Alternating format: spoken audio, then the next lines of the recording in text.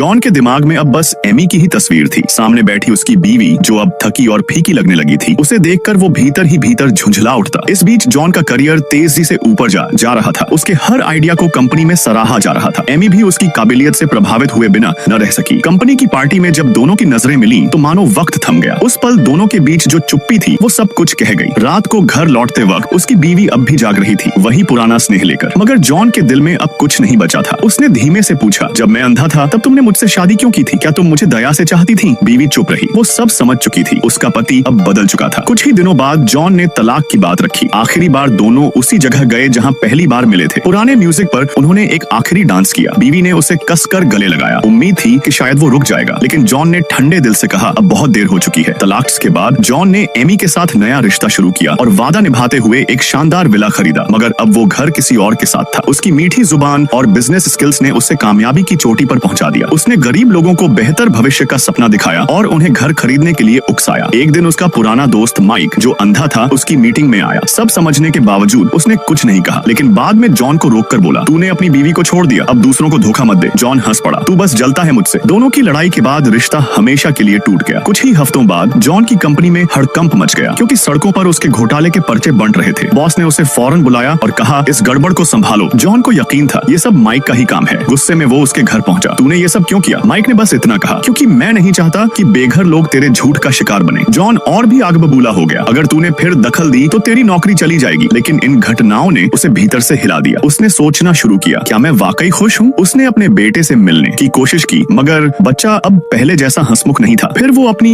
Ex wife से मिलने गया। वो अब भी सलीके से जी रही थी, मुस्कुरा रही थी, एक्सरसाइज कर रही थी। थोड़ी बात के बाद उसने बस कहा, अब जाओ जॉन, और दरवाजा बंद कर दिया। एक सुबह जॉन नींद से उठा तो सब धुंधला दिखने लगा। डॉक्टर ने भी कुछ नहीं कहा, शायद फिर से दृष्टि चली जाए। धीरे धीरे उसकी नजरों के साथ उसका आत्मविश्वास भी जाता रहा। एक अहम प्रेजेंटेशन में वो बुरी तरह फेल हुआ और कंपनी ने उसे नीचे के पद पर भेज दिया। अब जॉन पूरी तरह टूट चुका था। उसने भगवान से दुआ की, बस मेरी आंखें लौटा दो, मैं सब कुछ छोड़ दूंगा। मगर चमत्कार इस बार नहीं हुआ। उसकी नजर जाती रही। एमी को जब पता चला, उसने बिना झिझक रिश्ता तोड़ दिया। मुझे एक लाचार आदमी के साथ नहीं रहना। अकेले और निराश जॉन आखिरी बार माइक के पास गया, पर वहाँ उसे बस एक घूंसा मिला। अब उसके पास बस एक जगह बची थी, उसकी एक्स वाइफ। आंखों में बची थोड़ी सी रोशनी के सहारे वो उसके घर तक पहुंचा। दरवाजे पर खड़ा वो टूट चुका आदमी अब पहचान में नहीं आता था। वो कुछ देर उसकी ओर देखती रही, फिर बोली, अब बहुत देर हो चुकी है जॉन। वो धीरे धीरे चला गया। रास्ता नहीं दिख रहा था, फिर भी चलता रहा, जब तक कि अंधेरा पूरी तरह उसे निगल नहीं गया। और इस तरह उसने अपनी गलतियों की असली कीमत चुकाई, न सिर्फ अपनी आंखों से, बल्कि अपने पूरे जीवन से।